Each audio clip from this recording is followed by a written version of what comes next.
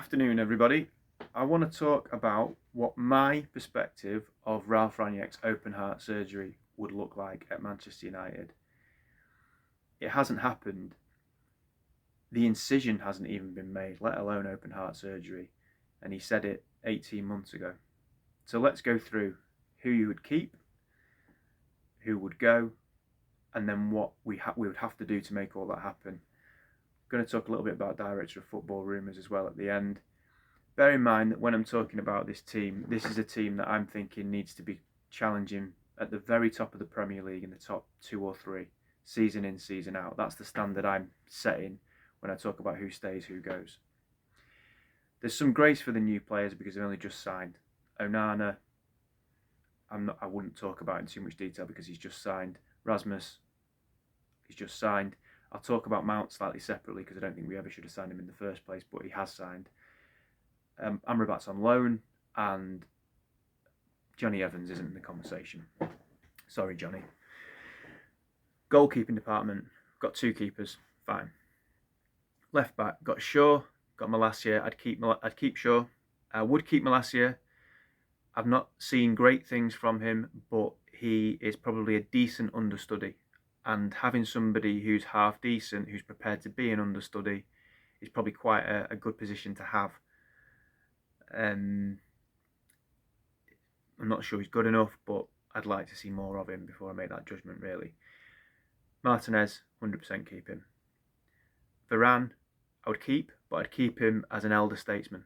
Somebody that oversees the development of another younger beast of a centre-back. I'd keep Lindelof as a squad player. I would keep Aaron Wan-Bissaka. So who would we let go of in the defence? Maguire and Dalot. Dalot is an average right back. He did all right last season when he played. Like most United players that do all right for even a few weeks, all of a sudden he got this status as being something that he's not. He's never broken into the team at United. He should have been sold 3 or 4 years ago when he went on loan to AC Milan. The reason we've still got him is because we haven't got any competition for Aaron Wan-Bissaka, and maybe Ten Hag likes him. He's not good enough.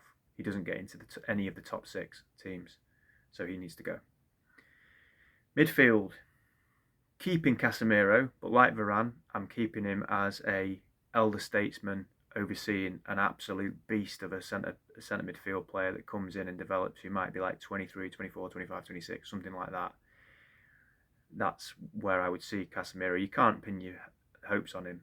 He's unreliable in terms of suspensions. He was suspended 2 or 3 times, I think, last season. Might have been more. He's already suspended this season. You can't rely on him. And he isn't getting in Man City's team. He isn't getting in Arsenal's team. He's a very good player, I imagine, to have around the squad.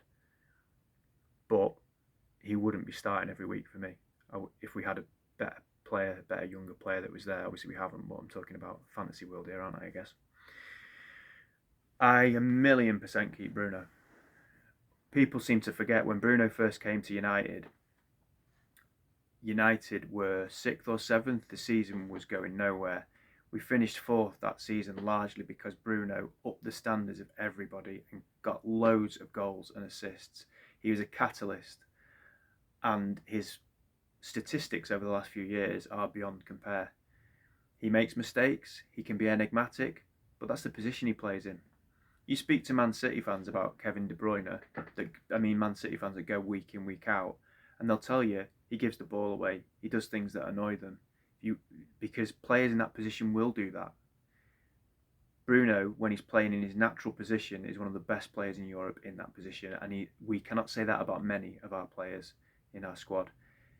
I don't want him playing on the right wing, but if he's playing in his natural position, there's not even a question that you would sell him. You just wouldn't.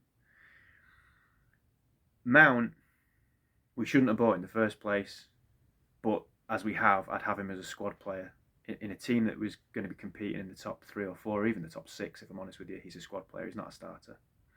So the players that would go in from the midfield then would be McTominay, Donny, and Eriksen. Eriksen hasn't done anything wrong particularly. He was a good signing last season when we needed someone to come in and fill the gap, and he was a free signing, so it was a bit of a no-brainer. But moving forward ahead of this season, beyond this season, he's not good enough to be in a top 4 or 5 team. Onto the wings. I like Anthony, and it's based on a hunch that I can't exactly explain why. There's something about him. He's got that kind of street fighter way about him. I think he's a very talented lad. If he's honed and he's coached, I think he could be quite special. He's too predictable, and that needs to change, absolutely. There's a lot of things Anthony needs to improve, but I've seen enough of him to think I would give him a chance. I quite like him. So he would stay for me, but I understand other people might completely disagree with that. Palestri and Garnacho would both stay, but they are young players who would be peripheral squad players, impact players, players that play in cup games, for example. So who goes? Sancho, that's a given, and Rashford. I've seen enough of Marcus Rashford over 7 years, nearly 8 years, to know that he is what he is and he always will be. He's a street player. His decision making has never improved since he was young. He's got a good shot on him. He's good on the counter-attack sometimes. As I say, when he's on a streak, he looks dynamite. Makes poor decisions, not very good, not very intelligent as a football player. Body language is shocking.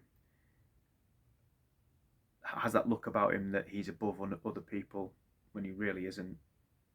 The epitome for me of modern day Manchester United: overpaid, overhyped, and not good enough, and has achieved very little in the game compared to legends of the club. Doesn't jump for balls, lazy. He's not getting in a team that's winning titles. You have to be ruthless, so he would go.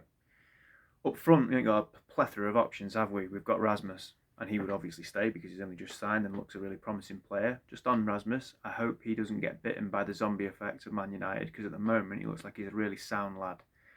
Don't want him too close to the likes of Rashford, because he looks like a really good lad, and I would hope it stays that way. So who goes from up front? The only other one is Martial, and Martial should have been sold 3 years ago. So that is 8 players leaving, and by my reckoning, with the gaps in the squad, we need a right back, a centre back, a holding midfield player, perhaps a more creative midfield player, or a box to box, a right winger, a left winger, and a forward. So that's 7. We need 7 top class players. Do you think, it's a rhetorical question really, do you think the board at Manchester United could buy 7 players of top quality that would make that into a title challenging team in, I'll be generous, in 3 transfer windows? I don't think they're capable of that. I was going to say 2. They're not capable of doing it in 3. Are they capable of selling 8 players in 2 or 3 transfer windows? No. So the open heart surgery that was needed requires expertise, requires ruthlessness, requires football knowledge. We don't have any of that. It requires leadership. We don't have that. The person that came in to do that job was already doing it ahead of the time he should have been doing it in Ralph Rangnick. He told the truth and he got sacked, essentially. There's now rumours that we're going to get the director of football from Atletico Madrid, Andrea Berta. I'm calling bullshit on that, I'm afraid. United aren't going to get the director of football from Atletico Madrid. He wouldn't go within a mile of United. The club is supposed to be on the cusp of being sold. So why are we making decisions about director of football? And the club has no interest in getting a proper director of football. There's no interest in football. So it's a story that's been put out there to appease the fans in a week that's been absolutely hideous for our club. It just won't happen. Finally, just before I did this video, I read on Twitter that the 1958 have put a rallying cry of sorts out to boycott the club, which piqued my interest. When I actually looked at it, what they were asking for is for people that attend fan forums and people that have dialogue, liaison with the owners of the club or the board. I don't think anyone has liaison with the owners of the club, to step down from their positions. That's not boycotting the club. It's not a big enough gesture. It's fine. That would have been fine a year ago. But we're not doing things quickly enough, and we're not doing things on a big enough scale. And that is another, doesn't make any difference to the Glazers. The Glazers don't give two hoots whether the fans are talking to them or not, because the Glazers don't engage. They're saying it's a symbolic gesture. Yeah, I'm not saying it would be a bad thing to do that, but that's not going to revolutionise anything.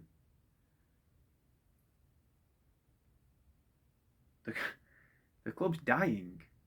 By every day that the Glazers stay here, things get worse and worse and worse. So a boycott means you don't go to games anymore. You don't buy any merchandise. You don't engage with the rubbish that they put on social media. I am a lifelong Manchester United fan. They have been part of who I am and my identity for 38 years. I love them deeply.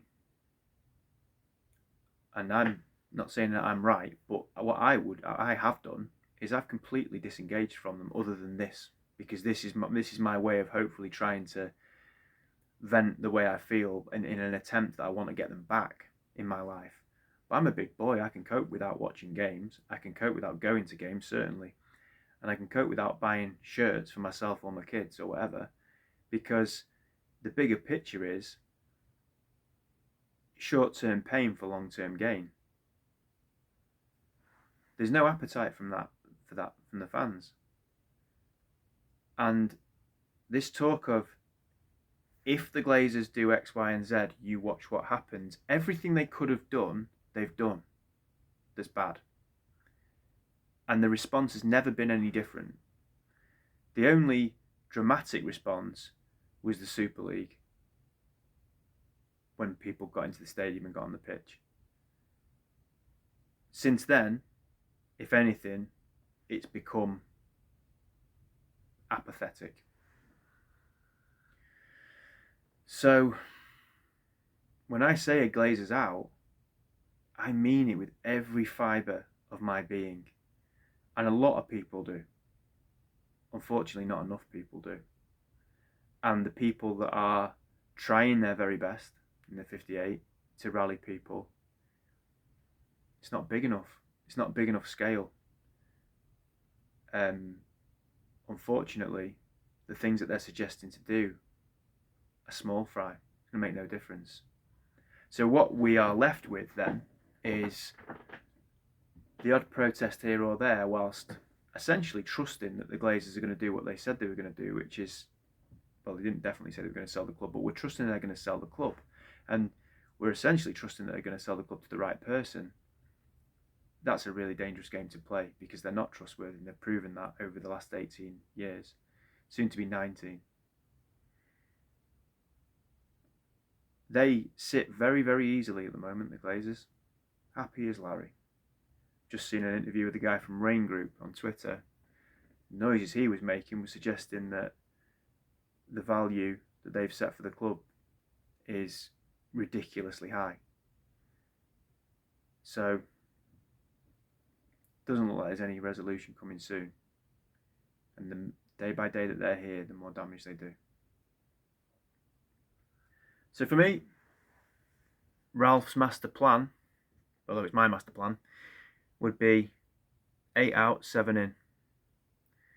And then I woke up. Glazers out.